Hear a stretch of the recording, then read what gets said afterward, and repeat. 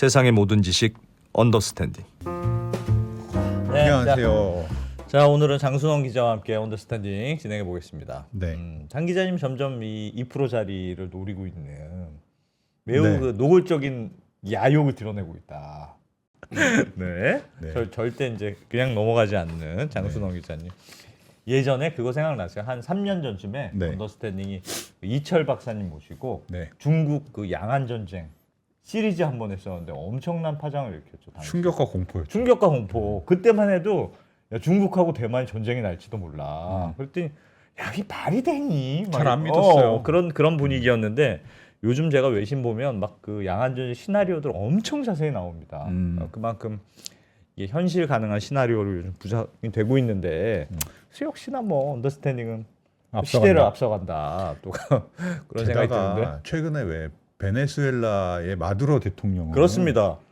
트럼프가 콕 집어서 데려가 버렸잖아요. 그걸 본 중국의 또 심정은 어땠을까 그러니까. 싶기도 하고. 네. 그래서 올해 뭔가 이 아시아 지역의 지정학이 뭔가 딱 미묘한 변화가 있는 것 같은데 네. 오랜만에 이철 박사님 모시고 정리 좀 해보겠습니다. 네. 박사님 어서 오세요. 네, 안녕하세요. 네, 어서 오세요. 야, 3년 전에 그 얘기할 때만 해도 야, 너 그 말이 되는 얘기 하고 다니냐 그런 반응 많지 않았습니까? 예, 그런 반응이 많았다는 걸 요즘 와서 느끼고 있습니다. 제가 순진해서 그때는 왜? 잘안 믿으시는지 몰랐어요. 예. 그러니까요. 양안 그 전쟁에 대해서도 진짜 요즘 정말 시나리오가 많이 나오고 장 기자님 얘기하신 것처럼 베네수엘라 이런 걸 보니까 오 뭔가 진짜 심상치 않은 분위기인데 그런 생각이 더 들더군요. 네, 네, 어떻게 그렇죠. 보셨어요, 베네수엘라 이것도? 베네수엘라 사건은 저 개인적으로 굉장히 큰 충격이었고요. 예. 그래서 트럼프 대통령의 언행을 다시 한번 되짚어보는 예. 그런 계기가 됐었습니다. 어떤 언행들이 어떤 의미를 담고 있었길래 그렇게 생각하신 거예요?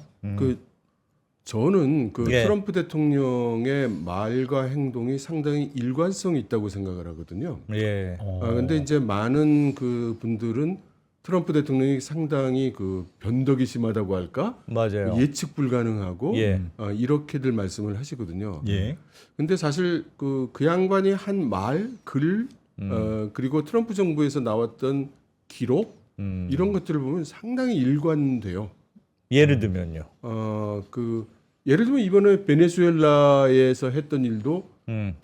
트럼프 정부 특히 백악관에서 발표했던 NSS 예. 그 국방 전략 보고에 그렇게 나와 있습니다. 해야 된다. 그런 걸 할 수 있다는 게 나와 있는데, 그러니까 그걸 보고 이제 저는 어떤 생각을 하게 됐냐면, 사실 그 트럼프 대통령이나 미국 정부, 행정부는 예. 자기들의 생각을 다 얘기를 했는데, 예. 우리가 못 알아듣고 있는 게 아닌가, 이런 생각을 좀 하게 됐습니다. 그 말씀이 맞다면 좀 무슨 얘기를 했는지를 따져서 좀 다시 봐야 되겠네요. 이 사람 무슨 그게 필요할 것 같습니다. 알겠습니다. 오늘 박사님이 준비해 오신 자료들이 많으니까 하나씩 보면서 좀 배워볼까요? 네. 네네. 제가 일단 먼저 말씀드리고 싶은 거는 예. 작년 내용을 잠깐 정리 좀 하고 가보려고요. 그래서 유럽은 우크라이나 전쟁 계속했죠. 예. 그리고 지금은 거의 유럽이 이기기는 어렵다는 쪽으로 이제 그 의견들이 다 통일돼가고 있는 것 같습니다. 예. 그렇지만 그렇다고 항복할 수도 없다라는 이제 어정쩡한 입장이죠. 근데 트럼프 대통령은 이 뒤에 말씀드리겠습니다만은 아까 말씀드린 그 안보 전략에 예. 이렇게 명시를 했어요. 유럽은 아직도 승산이 있다고 생각한다. 유럽 스스로는 예. 근데 그 표현은 네. 트럼프 본인은 그렇게 생각하지 않는다. 이런 뜻이죠. 그런 뜻이겠네요. 예. 그리고 작년 한 해 내내 미중이 그 무역 협상, 관세 협상 이런 거를 했습니다. 예. 그때 뭐 소문도 많고 뉴스는 많았습니다만 1년이 지나간 지금 돌이켜 생각을 해보면 트럼프 대통령은 그 무역 협상에서 많은 걸 얻었다고 얘기를 하지만 지금 보면 그렇게는 잘 느껴지지 않죠. 그러니까 말로는 많이 이겼지만 실제로는 별로 거둔 게 없는 것 같고 중국은 작년 내내 준비됐던 전략을 시행했던 것 같고 그래서 저는 트럼프 행정부가 드디어 중국이 얼마나 잘 준비해 오고 있었는지를 깨달았다고 생각합니다. 이번에 네, 그랬을 네. 것 같아요. 작년 한 해 동안의 과정을 거쳐서 예. 이게 생각과 다르구나. 만만치가 않구나. 네. 우리도 타격이 있구나. 그런 그렇죠. 생각했겠죠. 네. 그리고 우리한테 굉장히 중요한 일은 이제 일본의 다카이치 정권이 들어선 일이고 예. 또 다카이치의 지정학적인 정책 방향도 이제 분명해졌죠. 중국이랑 사이 안 좋더군요. 그렇죠. 어. 이따 말씀드리겠지만 그리고 가장 큰 사건은 뭐니 해도 우리나라가 정권이 바뀐 겁니다. 네. 예. 예. 이게 생각보다 굉장히 큰 사건이고요.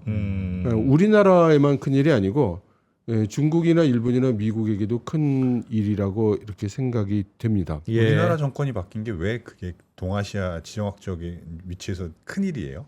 지금 왜냐하면은 그 이전 정권에서는 네. 중국에 대해서는 아주 단호하게 대화도 하지 않고 상대도 하지 않고 그러니까 다카이치 그 총리가 얘기하는 대로 한미일 군사 협력을 해서 중국에 대적한다는 스탠스를 취해 오고 있었던 거죠. 매우 선명했죠 입장이. 예, 분명했죠.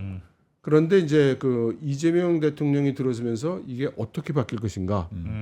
이게 중국이나 미국에게도 큰 지정학적 전략의 변수가 되는 거죠. 이번에 중국 갔다 온 것도 큰 변화죠.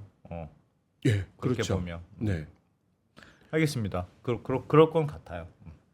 그래서 이렇게 시작해 보면 좋을 것 같아요.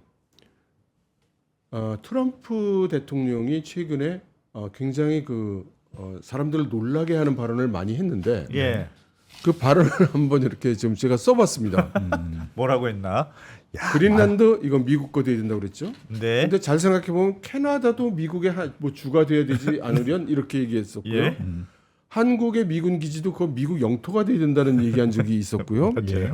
파나마 운하 돌려받아야 된다고 그랬었죠. 야, 저 얘기도 했었네. 예, 멕시코만은 아메리카만 이렇게 한다고 그랬고 최근에는 멕시코의 마약 퇴치를 위해서 멕시코 영토 내에서도 작전을 할 수 있다는 발언을 했습니다. 예.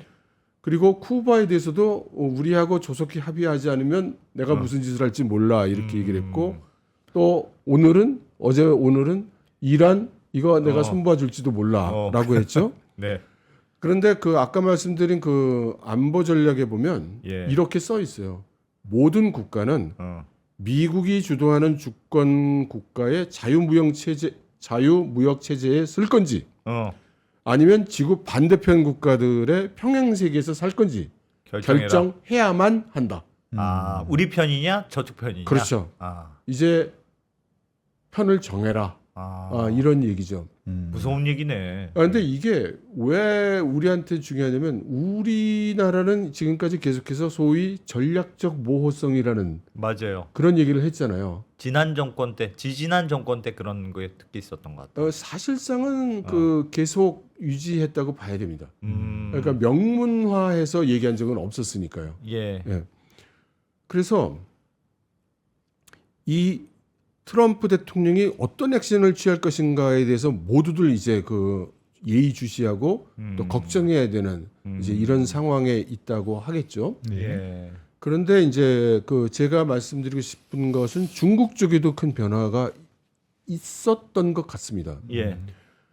지금 여러 가지 채널로 좀 확인되는데 아직 그 완전히 사실로 확인된 것은 아닙니다. 네. 그런데 그 중국의 차기 지도부가 결정됐다는 소문이 돌고 있습니다. 중국에서요? 예. 와. 그 말 뜻은 시진핑 지도부가 2027년까지로 종료된다는 것을 그럼 의미하게 되는데. 시진핑도 바뀌는다는 뜻이에요? 시진핑은 그대로고?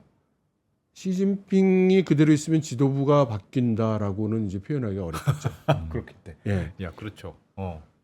그리고 동일한 소스에서 나온 소식에 따르면 다음 정권을 장악하는 파벌은 공청단 파벌이 유력하다. 네. 이런 소문이고요. 그러면서 지금부터 2년 후니까 2년에 걸쳐서 부드러운 권력 이양을 하기로 합의를 보았다. 뭐 이런 말이 이제 돌고 있습니다. 예. 박사님 이게 좀 큰 얘기 같은데 네, 지금 당연히 저희는 시진핑이 영구 집권할 수도 있다 뭐 이렇게 생각하고 있잖아요.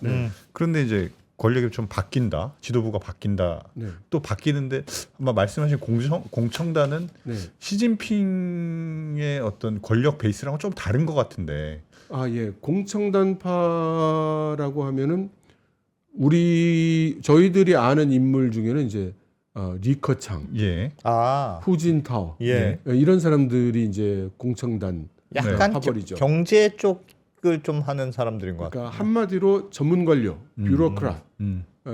이제 좀 속된 말로 하면은 먹물이 많이 들어 있는 아. 예, 공부 잘하는 파. 파. 어. 근데 시진핑 파벌 사람들은 좀 평이 일진 뭐 이런 이미지죠. 거기. 태자당인가요? 뭐 네. 그런 계열. 예, 태자당은 이제 그 공산혁명 당시에 여러 공로를 세웠던 원로 그룹의 아들, 딸, 뭐 그 손자, 손녀를 칭하는 말인데요. 네. 거기 약간 귀족 분위기구나. 아, 그렇죠. 그걸 실제로도 빨간 귀족 이런 표현이 있기도 합니다. 예. 그런데 이제 태자당은 의견이 다 똑같지가 않아요. 그러니까 거기도 스펙트럼이 꽤 넓어서 예. 사실 태자당의 의견은 이거다. 이런 식으로 이야기하기는 어려운 상황이 많이 있습니다. 그런데 이렇게 그 합의를 봤다는 거고 2년에 걸쳐서 부드러운 권력 위양을 한다는 것이니까 예. 이것이 시사하는 바는 기본적인 큰 전략 방향은 바뀌지 않는다. 공산당의 기본 전략 방향은 큰 변화가 없을 것이다. 이렇게 생각할 수도 할 수 있습니다. 만약 바뀌더라도 실제로 저 소문이 맞더라도 그렇죠. 그러니까 그것을 그대로 받아들인다면은 지금까지 추진해온 소위 조국 통일 전략 예. 그 목표에는 큰 변화가 없을 것이다. 방법론 같은 데서 변화가 있을 수 있겠지만 그 목표 구현 자체는 변화가 없을 것이다. 이제 이렇게 생각해 볼 수 있고요. 또 그 중에 하나로는 이제 그 반대 파벌에서 말이 많았던 미국과의 관계나 그 국제 관계를 예. 너무 서툴게 가져간 게 아니냐라는 당내 비판이 있었는데 그런 쪽에서는 그 좀 뭔가 변화가 있을 수 있다. 조금 유해질 가능성이 예. 있다. 그리고 이것은 그 별로 큰 일은 아닌데요. 예. 저 개인적으로는 어떤 신호로 읽을 수 있지 않나. 아직 확신은 없습니다. 예. 그러니까 저도 이 뉴스를 듣고 굉장히 관심 기울여서 중국에서 나오는 뉴스들을 보고 있는데 예. 최근 일주일 내에 이 두 가지 뉴스가 저는 좀 신경이 많이 쓰였습니다. 어떤 거요? 하나는 중국에서 그 예금을 그 찾는 게 이게 금액 제한이 있습니다. 원래? 그게 몇 년 전에 네. 만들어졌어요. 그래서 저 같은 경우도 지금 중국에 예금이 있습니다. 예. 근데 그걸 찾으려면 한 번에 하루에 10,000위안 이상을 못 찾습니다. 아, 그런 걸 해놨어요. 예. 그리고 10,000위안 이상을 넣을 수도 없습니다. 네. 그래서 50,000위안 이상, 그러니까 그걸 넘어가서 찾으려면 은행 지점에 가서 그 사람한테 예. 은행원한테 얘기를 해야 되고요. 예. 그 경우에도 50,000위안 이상을 못 찾습니다. 한 번에. 그런데 이걸 풀었어요. 그걸 풀었다고요? 예. 그런 규제를? 예. 이제 자유롭게 입출금을 할 수 있다. 예. 이렇게 그걸 한 발표가 이유는 됐고요. 뭐고 푼 이유는 뭐예요? 그게 중요한 거죠. 그러한 조치를 취했을 때 네. 그 목적은 돈의 출처 그리고 숨겨 있는 돈을 찾기 위한 목적이 가장 컸습니다. 네. 그리고 더불어서 이제 세수를 확보하는 차원에서 그런 목적도 컸고요. 근데 이게 상당히 좀 난폭한 정책이었어요. 어느 날 갑자기 전국 14억한테 돈 그렇게 못 찾아 이렇게 했으니까 말이죠. 현금 찾을 때는. 예. 뭐 입금할 때도 마찬가지고요. 그러니까 많은 사람들한테 큰 불편을 끼쳤죠. 이걸 원위치시켰고 또 하나는 이거 역시 그 대단한 뉴스는 아니지만 중국 국영 매체에서 과잉 생산이라는 말을 쓰기 시작했습니다. 너무 생산이 많다 우리. 예. 근데 이 과잉 생산은 그 외국에서는 계속해서 중국에 대해서 지적했던 사항이에요. 예, 너도 알고 나도 아는. 그렇죠. 어. 근데 중국 내에서는 이 말을 쓰지 않았습니다. 그래요? 예. 어. 그러니까 이 표현을 쓴 적이 없어요. 그럼 뭐라고 했을까? 과잉 생산을 과잉 생산이라고 부르지 못하면. 그러니까 뭐 여러 가지 표현이 있지만 그 중에 예. 가장 많이 사용되는 것 중에 하나는 뭐 공급 측 개혁을 해야 된다. 뭐 이런 거. 네. 네. 예, 이런 얼핏 들으면 무슨 말인지 잘 모르겠는 예. 그런 애두르는 표현을 많이 했어요. 그런데 공급 측 과잉 생산. 과잉 생산이라는 말을 이제 사용하기 시작했습니다. 예. 그래서 이 두 가지 모두 그 시진핑 파벌에서 약간 난폭하게 많은 반대가 있었음에도 불구하고 시행한 정책이었기 때문에 예. 이거를 다 푼 것이 하나. 어허. 두 번째는 왜 푼다는 말이 없어요. 예, 그냥 어느 날 풀었다. 예, 이제 푼다 이렇게만 얘기를 한 겁니다.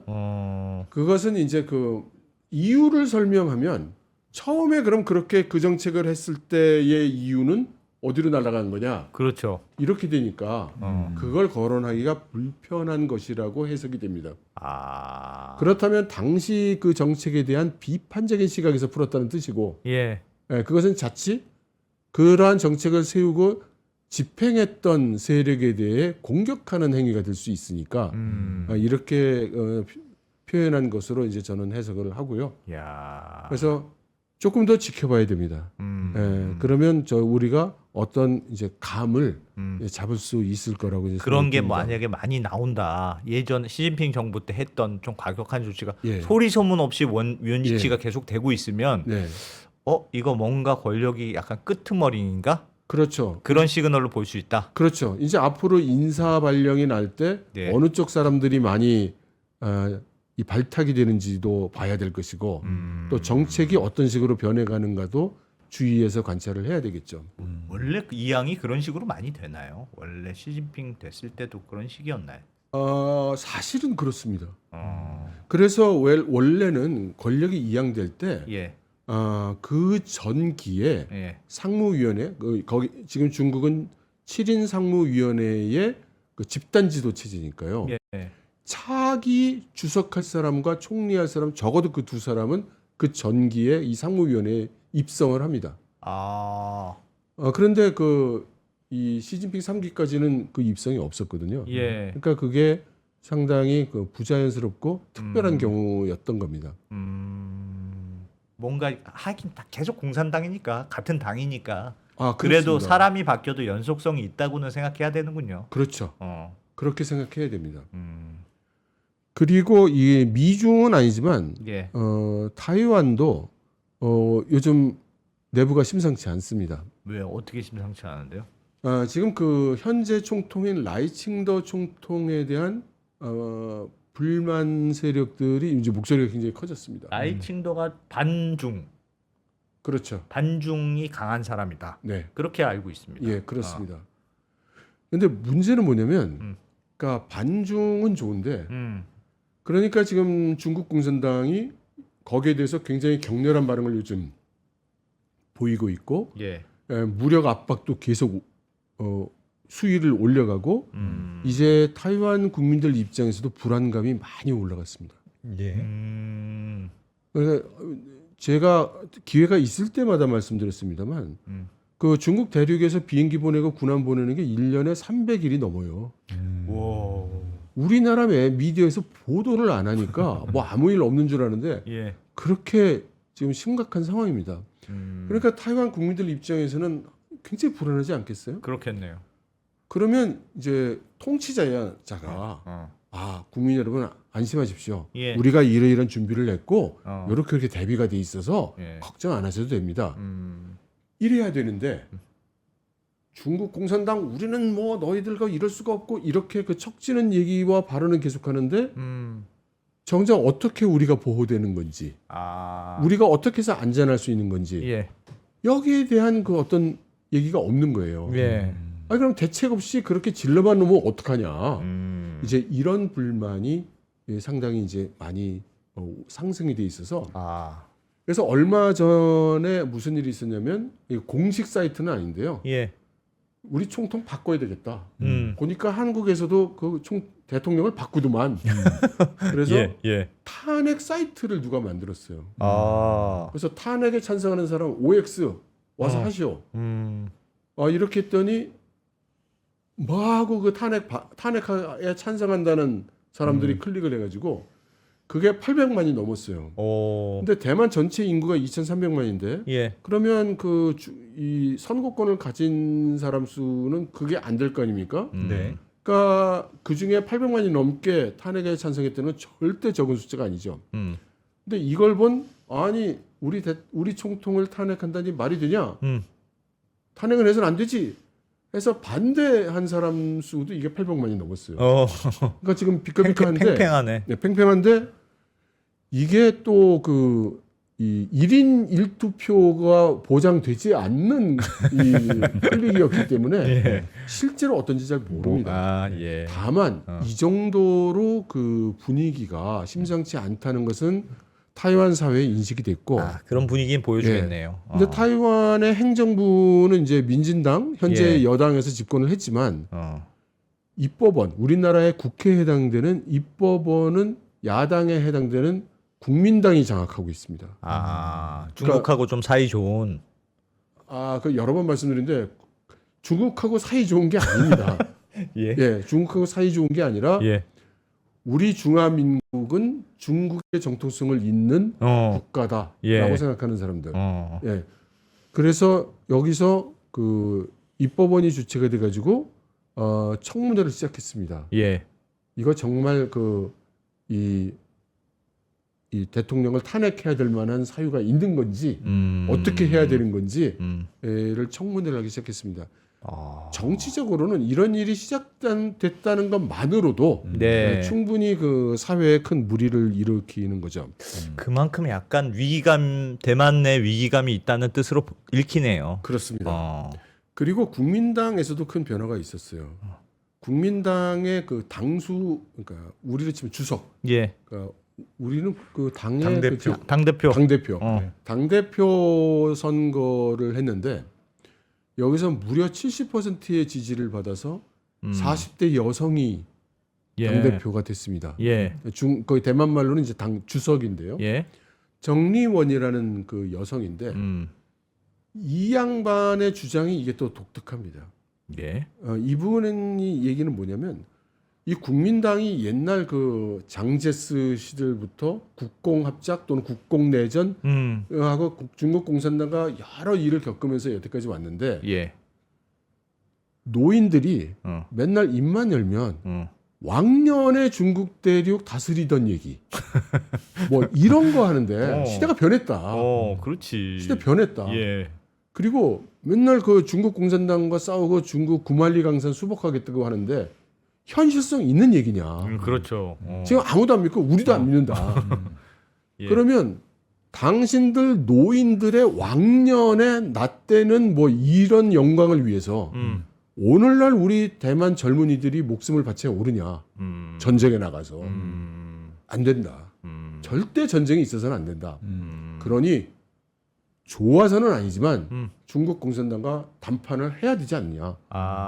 대화하고 협상해야 된다. 예. 이 양반이 당대표로 비선된 거예요. 그래요. 그 약간 통일도 할 수 있어. 그런 느낌이네요. 그래서 대만 내에서 이거 그러면 제 3차 국공합작이냐? 뭐 이제 이런 말도 나오고 있고요. 당연히 그 정리원이 당대표가 되니까 그날로 시진핑 주석이 축전을 보냈습니다. 이야. 다카이치 총리한테는 안 보냈는데 이쪽에는 이렇게 보냈죠. 당 대표한테. 예. 야당 대표인데. 그렇죠. 그러니까 중국 공산당 입장에서는 그렇게 타이완 내에서 호응해주는 정치 세력이 나와주면 여러 가지 전개가 가능한 거죠.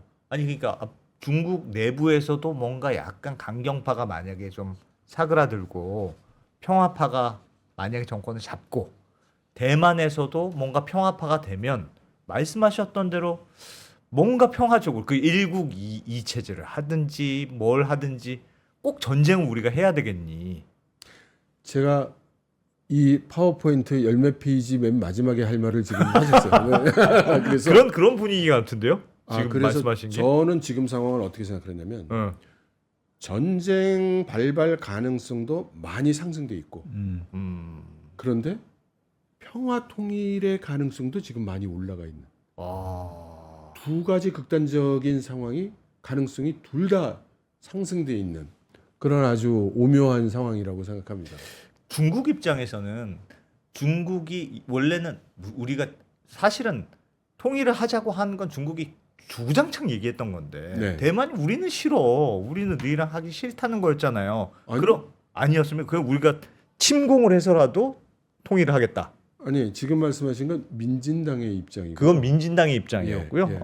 그리고 민진당이 맨날 얘기하는 대만 독립은 예. 중국 공산당으로부터 독립하겠다는 뜻은 분명히 있는 거고요. 예. 그러나 그 이전에 우리는 중국하고 상관이 없어. 우리 대만은 옛날부터 대만이라는 독립된 별도의 나라야. 중국하고 연결시키지 말아줘. 에 가깝습니다. 원래 그냥 다른 나라야. 우리는 원래. 그렇죠. 아니 난 너하고 아무 상관이 없어요. 이제 이런 스탠스예요.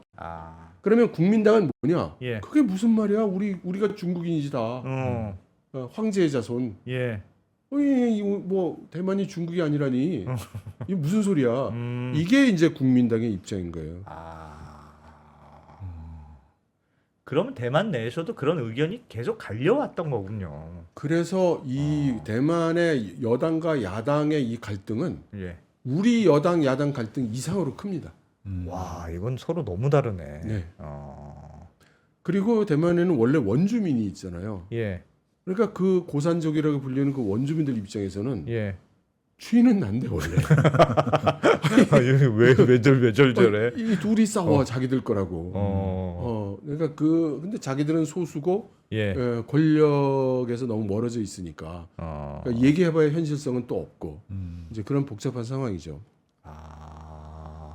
뭔가 달라지고 있네요. 분위기가. 대만의 변수도 되게 묘한데 중국 입장에서도 살짝 그 트럼프가 베네수엘라 이렇게 치는 걸 보고 네. 야, 트럼프는 진짜 무서운 사람이구나. 우리가 뭘 하면 진짜 쟤네도 뭘 할지도 몰라. 그런 생각이 좀 들었을까요? 그 생각은 뭐 분명히 들었을 겁니다. 그런데 중국 공산당 입장에서는 예. 미국이 그럴 거라는 거는 언제나 생각하고 있었던 것이기 때문에 그게 특별한 것은 아닙니다. 새로운 것도 그냥 확인시켜 준 것일 뿐. 그렇죠. 그렇죠. 야, 알겠습니다. 그래서 하지만 이제 우리들 입장에서 보면 베네수엘라 사건은 굉장히 충격이죠. 예. 그래서 저는 개인적으로 그 베네수엘라 사건을 보고 트럼프가 했던 말들을 다시 뒤집어서 하나하나 짚어봤습니다. 예. 그리고 거기를 보면서 먼저 느낀 거는 베네수엘라 사태는 보니까 트럼프가 이미 그에 상응하는 말을 했더라고요. 그런데 우리가 그 말을 그런 식으로 해석하지 않았던 것 같습니다. 예. 뭐라고 했었을까요? 그래서 이 트럼프가 한 말을 가장 잘 그 요즘 사건에 예. 맞출 수 있는 게 그 백악관에서 발표한 NSS 그 국가 안보 전략인데요. 예. 여기 세 파트에 대해서 다 그러니까 전 세계의 지역별로 또 코멘트를 다 했어요. 이거 한번 보시죠. 그러니까 유럽 중동 쪽에 대해서 뭐라고 썼냐면 유럽에 대해서는 뭐라고 썼냐면 유럽과 러시아가 이렇게 안정을 해야 된다. 너무 싸우지 마라. 그런데 이 톤이 뭐냐면 유럽은 안보 주권에 자립해야 된다. 미국에 의존하지 마라. 그런 거죠. 그런 거죠. 네. 아. 그러면서 뭐라고 했냐면 나토의 영구 확장 이런 것도 이제 포기해라. 네, 네. 그건 무슨 말이냐면 러시아가 하는 말을 편들어 준 거잖아요. 그러네요. 그리고 뭐라고 했냐면 유럽이 중상주의적 과잉 생산 능력, 기술 절도, 뭐 사이버 스파이, 오짜고 하는 적대적 경제 관행에 맞서줘야 된다. 근데 이런 표현이 붙는 상대는 딱 하나밖에 없죠. 중국. 중국이죠. 과잉 생산 중국. 그렇죠. 그러니까 간단히 얘기해서 나는 유럽이 러시아하고 싸우든 우크라이나에서 뭘 하든 난 관심이 없어요. 예. 그런데 미국의 이익은 좀 보장을 받아야 되겠고 너희 중국한테 대항을 좀 해줘야 되겠어. 뭐 이런 뜻이라고 봐야 되고요. 그러네요. 예, 중동에도 뭐라고 그랬냐면은 원래 중동이 복잡한 곳이었는데 내가 그러니까 트럼프가 내가 정리를 다 해줬잖아. 정리를 다 해줬으니까 이제 예. 그렇게 살아. 말썽 꾸리지 말고. 그리고 미국이 에너지 문제를 해결하고 예.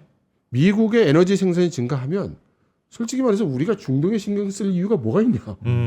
미국의 국익이 없어요. 우리는 거기에 가는 호르무즈 해협이라든가 뭐 이런 데에 대한 그 보급 라인, 항행로 이런 것들이 확보되고 우리 에너지 안보가 확보되면 그걸로 끝. 별로 관심 없음. 여기도 거기, 관심 없다. 예, 거기 이스라엘이 좀 알아서 해. 뭐 이제 이런 거고요. 예. 그다음 이제 놀라운 게 이제 서반부란 표현이 이제 나온 거였죠. 그러면서 이걸 요즘 뭐 돈로주의라는 말이 그래서 돌잖아요. 예. 근데 생각해 보면 몬로주의는 사실은 미국 몬로 대통령 때 미국의 실질적인 영토가 동부와 중부에 그쳐 있을 때 저 서부 끝까지는 내 거니까 미리 침발라 놓을 테니까 니들 다 거기 손대지 마. 그 대신 우리도 그 밖으로 안 나갈게. 예. 이게 몰러주의였단 말이죠. 예. 그런데 트럼프 대통령이 와가지고는 이게 서반구라는 단어를 쓰면서 그러니까 간단히 얘기하면 뭐냐? 몰러주의 할 때는 뉴욕에서 캘리포니아까지였지만 지금 얘기를 들어보면 전부 다 그냥 그린란드에서 남극까지 가는 것 같단 말이죠. 네. 네. 그러면서 뭐라고 이제 얘기를 했냐면 그 미국 트럼프 대통령이 맨날 하는 얘기 뭐 불법 이민이라든가 마약이라든가 뭐 어쩐 이런 뭐 그리고 나서 석유 가스 이런 얘기를 했죠. 근데 여기 군사적인 상황에 대해서 이렇게 얘기를 했어요. 미군은 재배치한다. 여기저기 있던 것들 다 철수해서 중요한 데만 놓겠다. 예. 그러면서 뭐라고 했냐면 국경 보안을 강화하고 카르텔 격퇴를 위한 표적을 배치하고 필요시 치명적인 무력을 사용하겠다. 그러니까 베네수엘라를 타겟으로 해서 한 행동이 딱 이렇게 표현했다고 생각이 듭니다. 그러니까 카르텔, 격퇴, 필요하니까 치명적인 무력을 사용한다. 그런데 원래 이 그 전략이 발표됐을 때 아무도 그런 정도까지는 생각을 못했거든요. 그러니까 우리 범인들의 상상의 범위를 벗어나는 이제 그런 행동이었단 말이죠. 예. 그래서 저는 어떻게 생각했냐면 그렇다면 NSS를 비롯해서 미국 트럼프 행정부가 발표한 정책들의 문구를 다시 읽고 다시 해석해야 된다. 그러니까 훨씬 더 과격한 방식으로 이 일을 진행할 거라는 거를 감안해서 그렇게 해석을 해야 된다. 예. 그래서 지금 여러 가지 얘기가 나오고 있죠. 그 트럼프의 돈로주의를 보면은 요즘 삼국지 얘기를 많이 하잖아요. 예. 이거 보아하니 미국은 서반구 가지고 그러니까 남북 아메리카는 미국 거. 그다음에 러시아와 적어도 유럽 동부는 러시아 거. 예. 그다음에 서아시아하고 중국 대륙은 중국 거. 이렇게 해서 세 나라가 놀아먹는 얘기 아니냐. 이제 이런 얘기를 많이 하고 있습니다. 예. 그리고 실제로 지도에서 돌아가는 걸 보면 그럴 가능성이 아주 없는 건 아닌 것 같은 느낌이 들죠. 예. 그리고 제가 이제 그런 생각을 하면서 트럼프의 이야기를 이렇게 쭉 읽다 보니 요 말이 굉장히 재밌었어요. 이런 말을 했습니다. NSS에서. 다른 통치 시스템과 사회를 가진 나라와는 좋은 관계를 유지한다. 의외로 다른 통치 시스템 그러니까 이게 다른 뭐 사회는 북한이니 러시아니 중국이니 이런 나라하고는 오히려 좋은 관계를 유지한다.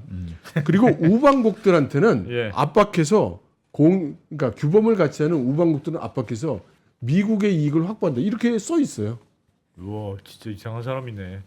그러니까 지금 왜 우방을 자꾸 뭐 이것저것 내놓으라고 그래라고 했잖아요. 예. 그게 전략이야. 그러니까 원래 그렇게 생각하고 있는 거예요. 우방국한테는 압박해서 미국의 이익이 되게끔 미국의 이익에 따르도록 그렇게 하도록 하겠다고 이미 사실 얘기했던 거예요. 우리가 못 알아들은 거죠. 그리고 여기 좋은 관계라는 말이 나오잖아요. 예. 저는 그래서 이렇게 해석합니다. 나는 푸틴하고 좋은 관계야. 나는 김정은하고 좋은 관계야.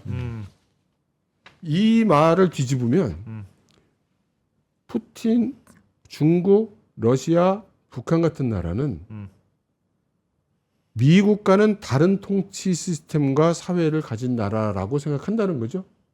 그렇죠. 그래서 거기는 그냥 건드리지 않겠다는 그렇죠. 뜻인 것 예. 같네요. 그 대신 격돌 안 하고 어. 좋은 관계를 유지하겠다. 너는 너대로 살아. 그렇죠. 난 나대로 살게. 그렇죠. 아. 그럼 저희한테 가장 관심 있는 거는 아시아죠. 예. 아시아에 대해서는 이렇게 얘기했어요. 인도 태평양 지역이 지정학적인 격전지라고. 그게 양안 문제 때문에? 꼭 그것만은 그것만은 아니겠죠. 예. 그러니까 미중 간의 그 경쟁이라는 것을 이제 완전히 인식을 해서 지금 제가 이 글을 읽으면서 느낀 거는 미국의 종국적인 상대는 중국이다. 러시아도 아니고 다른 데 다 아니고 중국이다. 중국. 그러니까 미국이 완전히 중국을 상대로 해서 이제 셋업이 되고 있다. 예. 이렇게 볼 수 있고요. 그다음 여기 보면은 그 아시아 국가들한테 미국은 더 이상 경상수지 적자를 계속할 수 없다고 통보했다. 이렇게 얘기 나오고요. 또 여기 보면은 유럽, 일본, 한국, 캐나다, 멕시코 뭐 이런 나라들이 중국이 내수 중심으로 조정되게 해야 되고. 그러니까 미국이 하는 게 아니에요. 너희들이 해야 되고. 왜 네. 우리한테 그래? 왜? 네, 그리고 너희들은 미국의 이익을 위해 기능을 해야 돼. 라고 네. 써 있습니다. 너희는 우방이니까. 그렇죠. 아까 얘기하고 또 일맥상통하는 거죠. 예. 그러니까 다른 체제에 대해서는 사이좋게 지내고 그 대신 안 싸우고 예, 우리 우방 같은 체계에 대해서는 미국의 이익을 이제 좀 찾아야 되겠어. 이런 거죠. 예. 근데 중국이 내수 중심으로 조정하게 해야 된다는 말은 사실 생각해 보면 예. 우리가 어떻게 중국 보고 뭐 너희 경제 정책을 이래라 저래라 하겠어요? 그러니까 결국 무슨 얘기냐면 중국 물건 사지 말라는 뜻입니다. 파는 거에 한계를 느끼고 그러니까 수입을 안 해주면 중국이 수출을 못 하니까. 그러면 스스로 팔게 될 테니. 그러면 내수 중심으로 갈 수밖에 없으니까. 근데 미국을 위해 기능한다고 그랬으니까 그 대신 중국에서 사오는 대신에 미국에서 사와. 이런 얘기가 되는 거죠. 참 좋네. 좋네. 그렇죠. 그러면서 그 군사 쪽 전쟁 억지력 강화를 위해서는 여러 가지 얘기를 했는데 우선 그 대만이 굉장히 중요하다고 이야기를 했습니다. 명시적으로. 그러면서 제가 많이 받는 질문인데요. 미국이 대만을 보호하려는 것은 TSMC 때문 아니냐? 예. 뭐 그런 질문 많이 받습니다. 예. 안 대표님도 그런 질문 하신 적이 있죠. 그렇습니다. 그리고 예. TSMC가 스스로 우리는 소신이야. 대만을 지키는. 그렇죠. 그렇게 얘기하고 다니잖아요. 근데 여기 NSS에 이렇게 써 있습니다. 대만은 그 반도체도 중요하지만 그거보다는 대만의 지정학적인 위치가 너무 중요하다. 그러니까 대만이 없어지면 제2도령권으로 그냥 나오게 되는 것이고 예. 아시아의 동북부와 서남부를 나누는 그 경계선상에 있기 때문에 이 대만이 매우 중요하다. 그럼 대만은 어떻게 보호할 거냐? 예. 여기에 대해서도 이렇게 써 있어요. 써 있어요? 예, 뭐라고 써 있냐면 군사적 우위로 대만 분쟁을 억제한다. 이렇게 돼 있습니다. 우리가 압도적인 군사력을 보여줘서 그렇죠. 쟤네가 넘보지 못하도록. 예, 그러니까 이게 어떻게 해석이 되냐면 예. 전쟁을 한다는 뜻이 아니라 예. 우리가 군사력이 너무나 이렇게 훌륭하기 때문에 예. 중국이 감히 대만을 공격하지 못하게 그렇게 하겠다라는 뜻으로 이제 생각이 되고요. 예. 그런데 이걸 미국이 혼자 할 능력이 안 되고 또 혼자 할 이유도 없고 그러니까 동맹들이 나서라 이런 얘기고요. 아, 동맹들한테 뭐 해준다는 얘기는 없어. 그러니까 그런 건 없나? 그러니까 동맹들이 방위비 높여가지고 예. 군사력을 막 해서 올리면 그러면 중국 입장에서 봤을 때 어. 미국만 놓고 봤을 때는 요거 한번 잘하면 할 수 있겠는데 싶다가 예. 뭐 한국이 군사력이 막 엄청나게 불어나고 일본 엄청 불어나고 뭐 필리핀 엄청 불어나고 예. 아 이거 안 되겠구나. 어. 요렇게 만들겠다는 뜻으로 번역 통역 받아들일 수 있겠습니다. 네. 문제는 이런 생각이 드는 거죠. 그건 트럼프 아저씨 생각이고요. 예. 여기 시진핑 아저씨 생각은 많이 다를 수 있잖아요. 예. 라는 게 이제 문제죠. 그럴 수 있죠. 아무튼 그러면 이제 그러면 금년도에 중국은 어떤 식으로 갈 것인가, 전개될 것인가를 생각해 보면 일단 경제 쪽을 살펴보면 일단 트럼프의 정책이 저런 이상 미중 간의 갈등은 계속 첨예화되고 미중 간의 디커플링도 계속 갈 것이 틀림없어요. 어쨌든 예. 예. 그리고 트럼프가 NSS에 그렇게 써놨어요. 중국하고는 별로 민감하지 않은 쪽은 예. 내버려두고 그리고 민감한 쪽은 이제 상대 안 하겠다. 그러니까 협력 안 하겠다. 이렇게 돼 있거든요. 그리고 현재 상황으로 보면 대만과의 양안 관계에 있어서는 중국이 상승세를 탔다고 볼 수 있죠. 대만 쪽에서 나오고 있는 반응, 예. 그다음에 미국 트럼프 대통령의 정책, 그다음 중국이 여태까지 준비해온 상태 이런 걸 보면 중국이 좀 더 주도권을 가진다고 볼 수 있습니다. 그런데 중국이 지금 두 가지 이미 가시적인 문제와 하나의 잠재적 문제를 가진 것으로 이제 판단이 되는데, 네. 그 문제라는 건 뭐냐면 지금 중국이 금년에 작년이죠. 작년 말에 사상 최대의 무역 수지. 무역 수지 흑자, 예. 또 수출을 보일 거라고 하잖아요. 예. 중국의 경제가 나쁘다는데 그게 어떻게 해서 가능하냐? 내수에서 안 팔리니까 일단 무조건 팔았다. 그렇죠. 근데 이게 종합적으로 중국의 경제가 지금 좋은 거냐 나쁜 거냐 괜찮은 거냐? 뭐 이제 이런 의문들이 많단 말이에요. 예. 근데 결론부터 말씀드리면 중국의 현재 경제 상태는 매우 안 좋아 보입니다. 지금 이 사람들의 초점을 받고 있는 하이텍 분야는 물론 네. 돈과 기술과 관심이 집중되니까 그렇고 말씀하신 대로 수출도 그게 저가 수출이든 출혈 수출이든 많이 하니까 괜찮아 보이지만 예. 그걸 제외하면은 다 뭐 굉장히 어렵다. 그래서 이게 파이낸셜 타임즈에 중국 전문가가 기고를 했어요. 노동 이슈가 지금 굉장히 큰 영향을 주고 있는데 사람들이 그걸 신경을 안 쓰는 것 같다라고 얘기를 하면서 지금 너무나 일자리가 없고 하기 때문에 예. 지금 임금이 너무 낮아져 있다. 제가 듣기로도 지금 거의 새로 뽑는 자리는 최저 인건비로 거의 통일됐다고 그래요. 그거저도 다 오니까. 예. 그러니까 더 줄 이유가 없는 거죠, 기업들에서. 그리고 안 팔리니까 예. 가격은 낮출 수밖에 없고. 예. 그러니까 인건비는 사실 그래서 또 올릴 수가 없고. 그러다 보니까 통화 가치가 하락을 하고 있다. 실질 통화 가치는. 디플레이션. 네, 디플레이션 계속 이어지고 있죠. 그래서 낮은 가격으로 자꾸 수출하니까 무역 흑자는 확대된다. 무역 흑자가 확대되면은 이것이 사실은 위안화의 강세 쪽으로 작용을 하겠죠. 예. 예, 그러면 달러를 자꾸 수입해 오니까. 그렇죠. 그러면 물가가 내려가는 인플레이션 현상이 개선되는 쪽보다는 개선 안 되는 쪽으로 가겠죠. 그러면 다시 임금을 올려줄 이유가 없고. 예. 그래서 이렇게 돌고 있다라고 얘기를 하고 있는 거고요. 여기에 저는 한 가지 큰 요인이 하나 더 있다고 생각을 합니다. 옛날에 한번 말씀드린 적이 있는데 아마 기억 못 하실 거예요. 토지 유전이라는 정책이 중국에 있습니다. 네. 이것은 이제 농촌에서 하는 건데 예.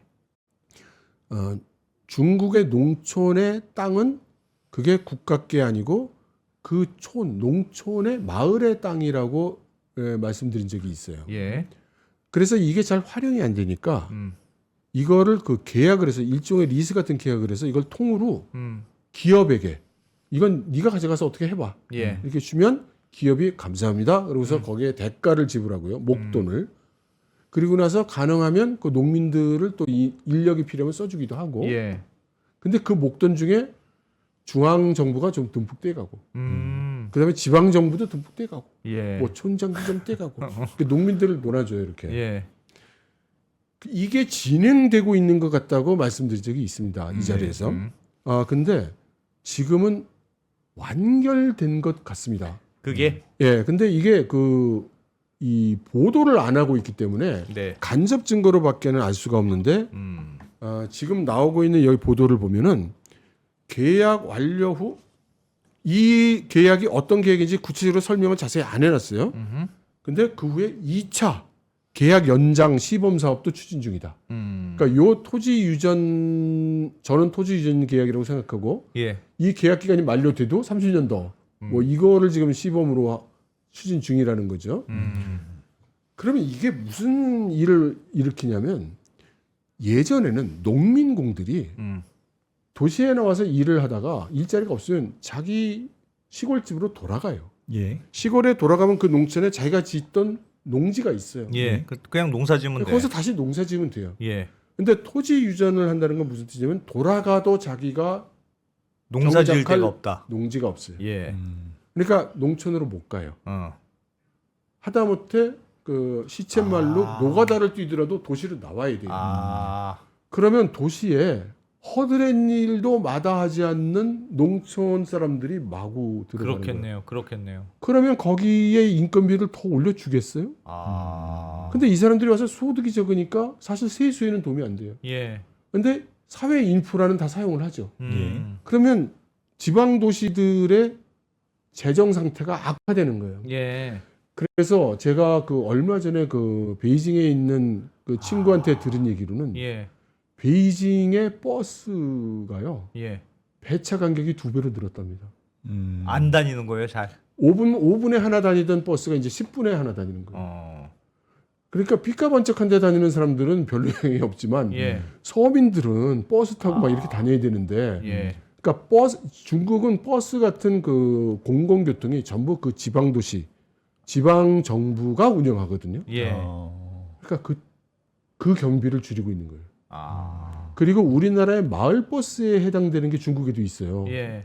그것들은 다 지방 정부에서 이 사기업한테 다 넘겼답니다. 예. 돈 받고. 운영하기가 어려워서. 그렇게 해석이 되는 거죠. 그러니까 이게 무슨 뜻이냐? 농민들은 이제 농사 지을 땅이 없어서 도시로 가. 예. 도시는 세수는 늘지 않고 사람은 늘어. 예. 생활은 더 핍박해져. 이제 도시 인프라를 돌릴 세수가 부족해. 이런 현상이 일어나고 있는 것으로 보인다는 거죠. 이야, 심각하네. 그래서 이것은 또 앞에 말씀드렸던 차기 지도부가 결정된 것 같다는 거에 대한 또 서포팅 에비던스라고도 할 수 있죠. 그러니까 예, 왜요?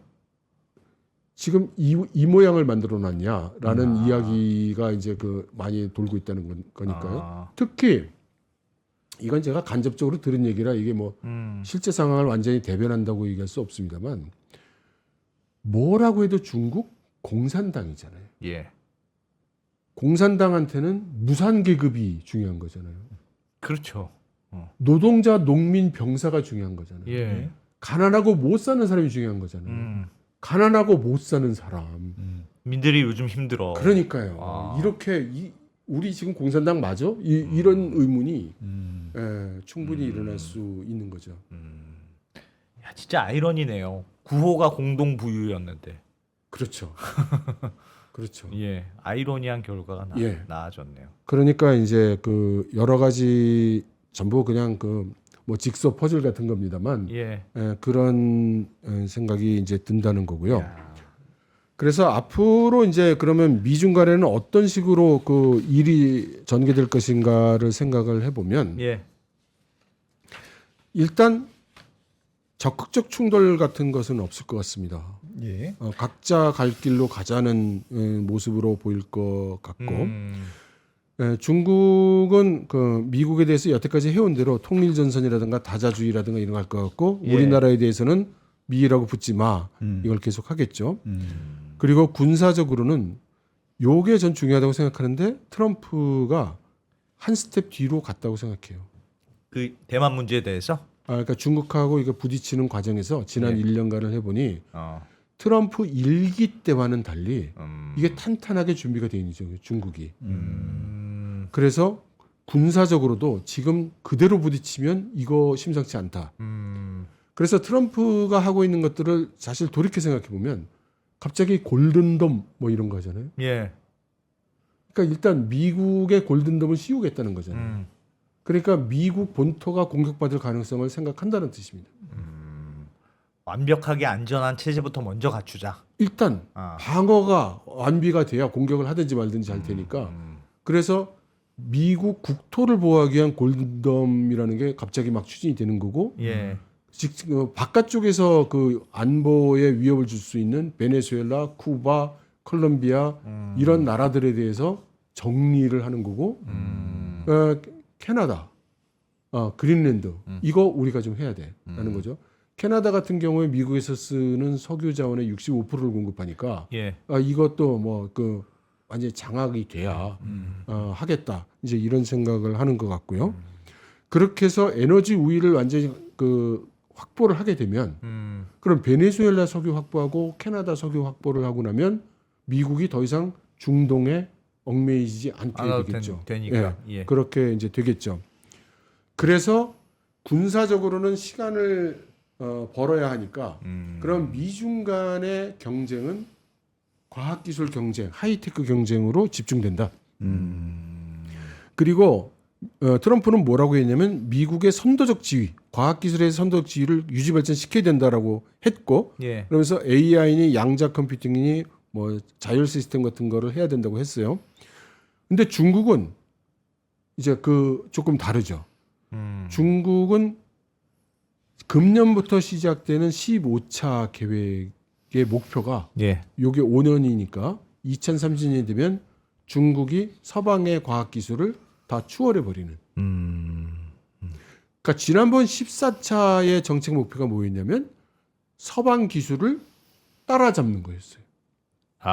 지금이 이제 추월이다. 우리 목표는. 네, 이제 추월이다. 그러므로 그 밑에 보면 기술 표준에 대해서 트럼프도 그다음에 중국 공산당도 똑같이 언급을 크게 했는데 트럼프는 앞으로 기술 분야에서는 미국 기술을 사용해야 되고 너희들 말이야 다 미국 기술 사용하고 미국 표준을 사용해야 된다고 했어요. 예. 그런데 중국은 금년에 중국 표준 2035를 시작합니다. 그래서 앞으로 전 세계 글로벌 기술 표준을 중국이 주도하겠다. 가로치고 안 받아주면 중국 표준 그대로 갈래. 우리는. 그래서 제가 주장하는 바는 앞으로 우리는 2개의 표준을 맞닥뜨리게 될지 모른다. 그럼 거기에 대해서 우리가 준비가 있어야 된다. 이렇게 주장을 하고 있고요. 야, 그 진짜 피곤한 시대가 되는구나. 그렇죠. 예. 그리고 이제 그 미국과 중국 사이에 원활한 그 무역 관계가 없어질 거기 때문에 예. 그 다음에 트럼프는 중국하고는 지금 상대하지 말라고 하고 있는 중이니까 미중을 제외한 국가들은 전부 빡빡해진다. 제가 그 얼마 전에 며칠 전에 오늘 방송이 됐긴 했습니다만은 네. 그 대만의 디지타임즈 회장님하고 인터뷰를 했었어요. 예. 대만도 지금 답답한 거예요. 그래서 협력하자. 도대체 우리가 미국, 중국 이 두 나라가 휘두르는 대로 그냥 당하기만 해서는 이거 안 될 것 같다. 이제 그런 얘기를 하고 있거든요. 대만도. 네, 대만도 그래요.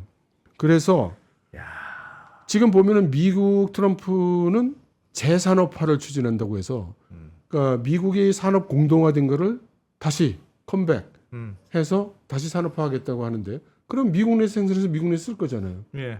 그러니까 중국은 내순환 경제로 간다고. 그러면 이제 중국도 알아서 자기네 수요는 자기가 알아서 한다는 거잖아요. 그러면 우리 같은 나라는 미국 시장도 없고 중국 시장도 없는 이런 쪽으로 이제 가게 된다는 거죠. 원래 중국은 미국을 무서워하는 편이었죠. 그래도 우리는 그럼요. 그래도 게임은 안 돼 미국하고. 그러면요. 어. 그렇습니다. 그래서 중국이 주장하는 게 뭐냐면 미국하고 일전을 벌인다 이런 게 아니고 요 대만 해요. 여기서. 여기서는 어떻게라도 해보자. 여기는 국지 우위. 네, 국지 우위를 확보해서 예. 대만을. 그리고 그 패권 그럼 미국 하세요. 1등? 1등 하세요. 이제 이런 거죠. 참 통일 좋아하네 중국도 정말. 통일. 아, 우리의 소원은 통일. 아니 이거는 그 지금 만일에 다음 지도부까지 가게 되면 4대에 걸친 지도부가 이어서 지금 하는. 추진하는 거라서 아. 예, 이거는 뭐 한두 사람이 뭐 결정하는 이슈가 그런 건 아닙니다. 아니에요. 진짜 우리의 소원이구나. 예, 아니 진지한 거예요. 제가 그래서 드리는 말씀이 우리나라가 통일에 대해서 진지하지 않기 때문에 예. 중국도 그러려니 그렇게 생각하는데 아니란 말입니다. 저기는 진심이고요. 예. 야, 그 땅이 그렇게 넓은 나라인데도 그게 중요하다고 생각하는 모양이네요. 아니 그런 땅의 문제가 아니죠. 땅의 문제가 아니긴 아니겠지. 예.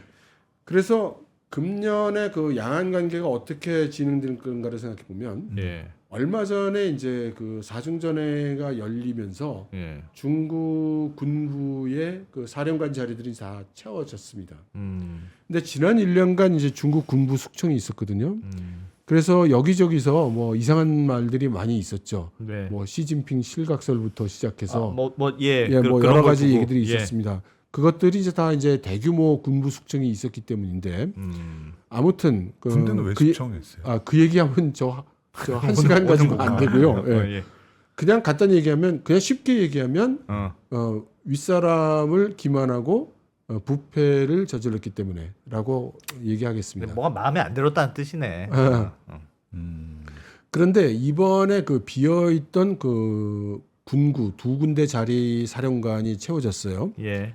그게 중앙군구하고 이제 동부군구였습니다. 근데 중앙군구는 베이징을 비롯한 그 지도부 쪽을 보호하는 역할을 하는 겁니다. 예. 우리로 치면 수도경비사령부 비슷한 겁니다. 예. 그리고 동부전군구라는 거는 바로 양안 전쟁을 책임지는 군구예요. 예. 근데 여기가 이제 다 사령관이 비어 있었다는 거는 거기 전임 사령관들이 숙청을 당했다는 거고, 그러니까 큰 문제가 난 거죠. 가장 중요한 두 개 군구가 그 상태로 그러네. 있어서 발령을 못 내고 있다가 발령을 냈는데 그게 공군이에요. 공군? 예. 공군 장성이 그 자리에 앉았어요. 그게 중요한 포인트입니까?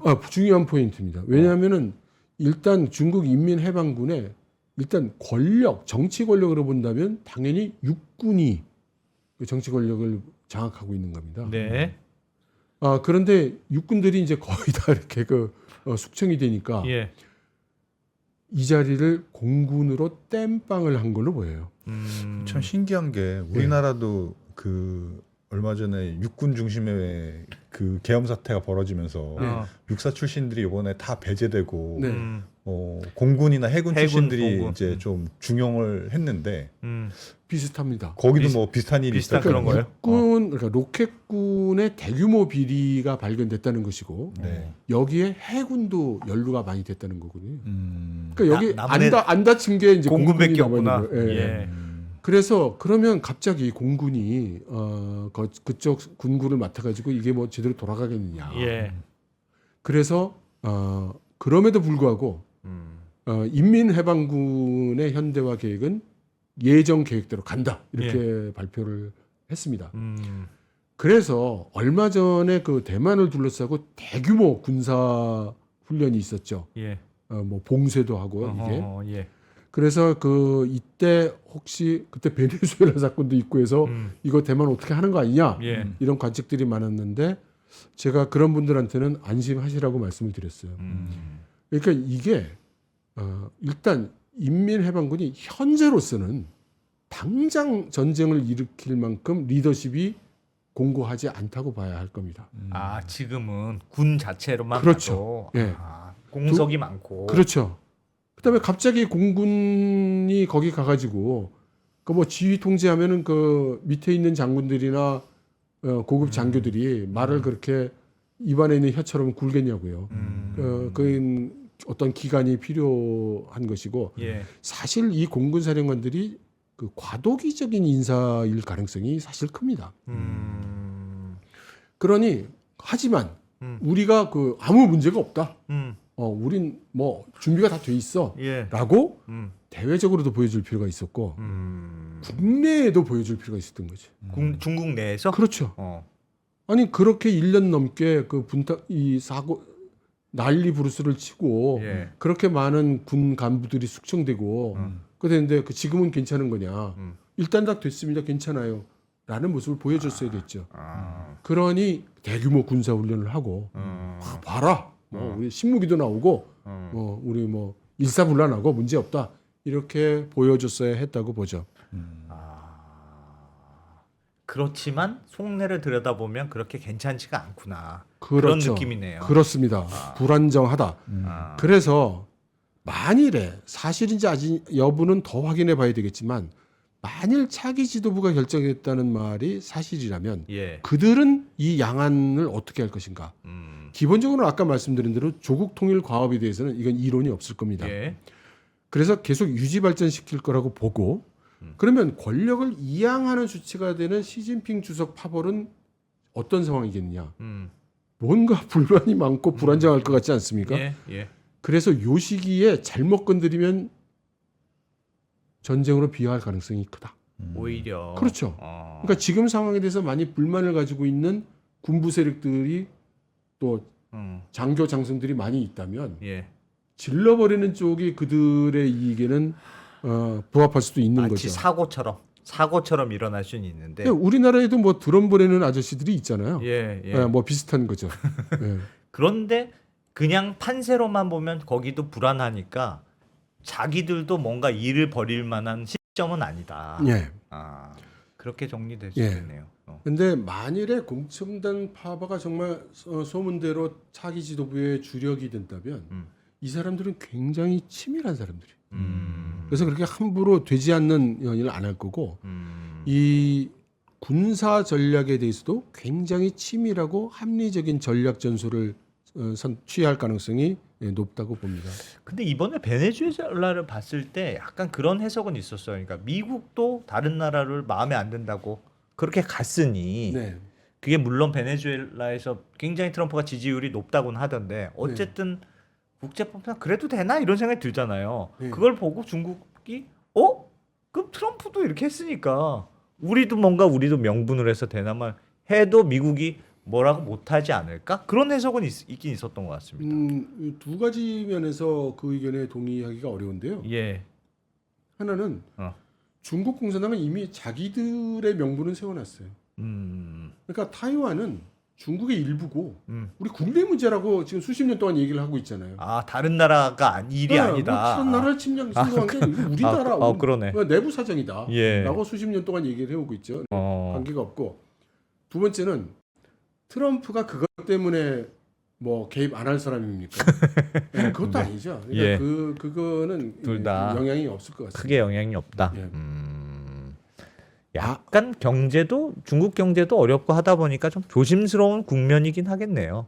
그러니까 뭔가 중국이 자신감이 넘치는 그런 상황은 아닌 것 같네요. 말씀 들어보니까. 그런데 이게 이제 아마 다음 슬라이드에 나오려나? 예. 안 나오네요. 그 제가 말씀드리면 예. 중국은 지금 오랫동안 이 통일 전쟁 준비를 해왔기 때문에 이 창고가 가득해요.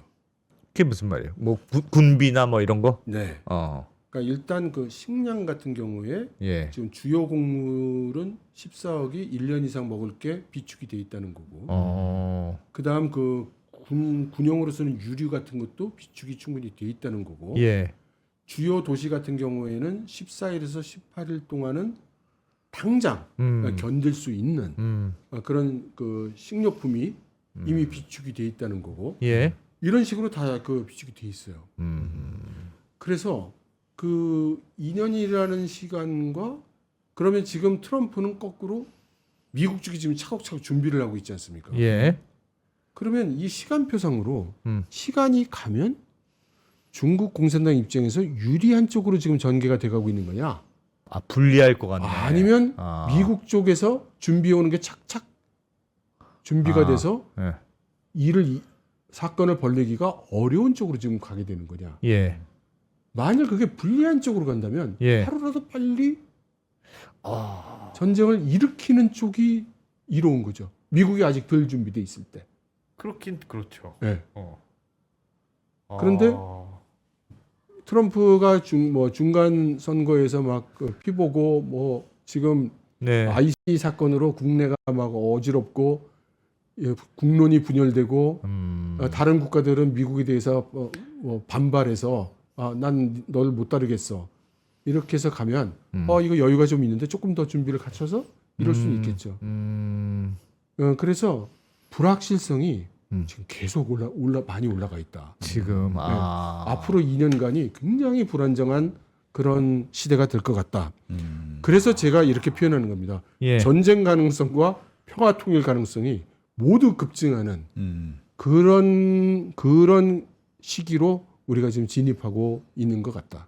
앞으로 2년 정도는 불확실성이 네. 극대화된 양안 관계, 동아시아 지정학적 네, 그러니까 리더십도 혹시 바뀔지 모르고 그렇죠. 군부도 뭔가 변화가 있고 네, 트럼프도 어떻게 나올지 모르고 네. 그런데 대만도 정권이 바뀐다고 하고 네. 그러네. 알겠습니다. 확실하네요. 그래서 모르겠네.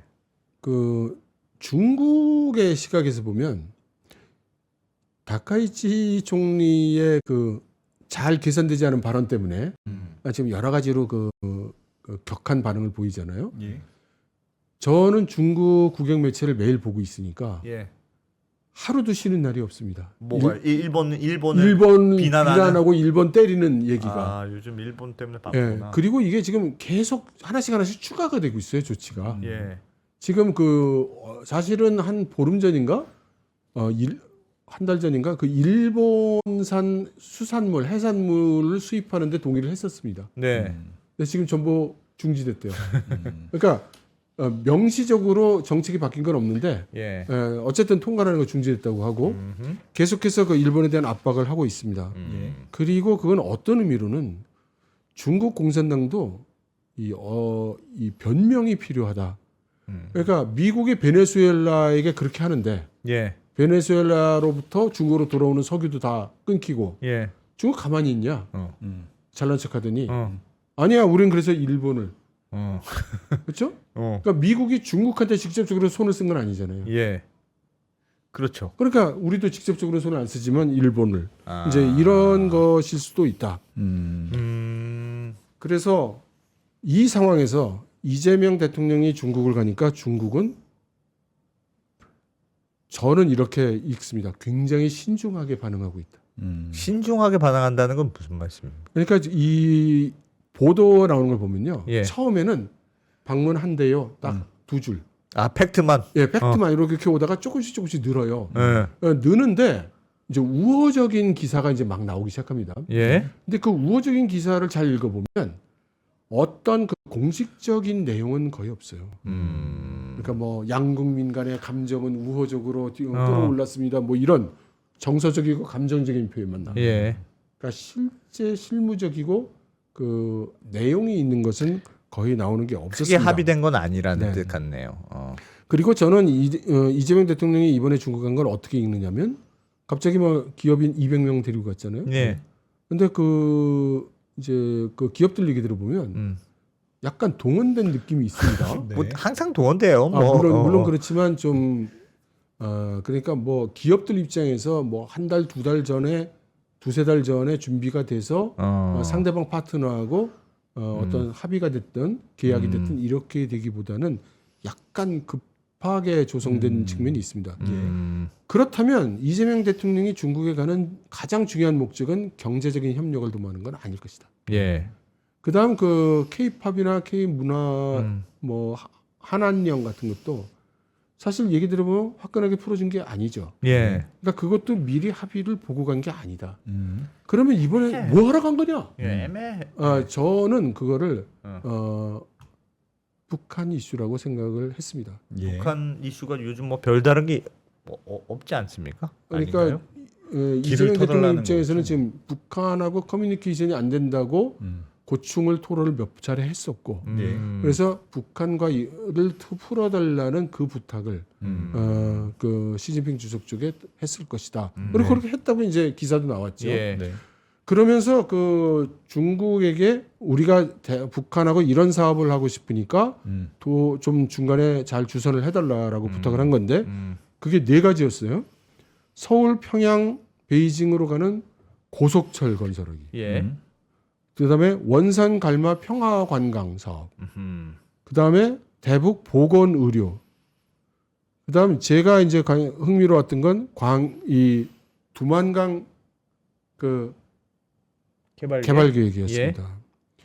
이 얘기를 제가 여기 와서 한 적이 있는데 아마 기억 못 하시겠지만 그 중국과 러시아가 그 두만강 쪽으로 해서 그 태평양으로 나가는 길을 뚫기 위해서 여러 가지 지금 추진 중이라는 말씀을 드린 적이 있었습니다. 네, 죄송합니다. 예, 예. 기억이 가물가물입니다. 네. 중국 막혀 있잖아요. 러시아에. 그래서 그렇죠. 북한을 통해서 동해안으로 나간다는. 그래서 거기 두만강을 타고 나가고 싶은데 거기에 옛날에 지은 북한과 러시아 사이에 그 다리가 있어요. 예. 근데 그게 조그만 다리예요. 그 낮아요. 그래서 그 배가 못 다녀요. 그것 때문에 예. 근데 뭐 그거 사실 치우면 되죠. 그러니까 예. 북한이 지금 중국과의 관계가 지금 그 미묘하기 때문에 그런 일이 일어난 겁니다. 그래서 저는 어떻게 주장을 했었냐면 이 북한 쪽 땅이 아니라 러시아 쪽 땅을 예. 크게 잘라가지고 거기에 그 경제 그 개발 단지를 만들자.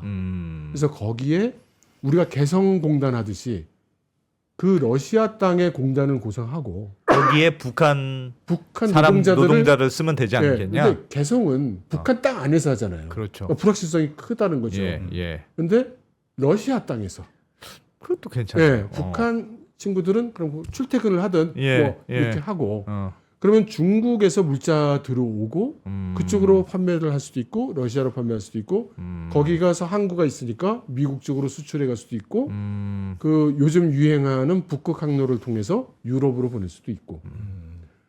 그림은 참 좋은데 다들 협력적이어야 가능한 시나리오네요. 그러니까 중국과 러시아는 그 의향이 그러니까 두 사이에는 그런 사업을 하고 싶은 의향이 있기 때문에 예. 그래서 북한은 올 테면 오고 해서 그 강요하지 않고 하는 게 좋겠다는 생각이었고 만일 여건이 허락한다면 두만강을 우회하는 운하를 파면 참 좋겠다. 네. 그러면 중국 입장에서 북한 눈치 안 보고 이제 왔다 갔다 할 수 있게 되고 예. 우리가 그 운하의 컨트롤권을 가질 수 있게 되면 상당한 영향력을 가질 수 있게 되면 우리가 그 여러 가지 카드를 가질 수 있게 된다.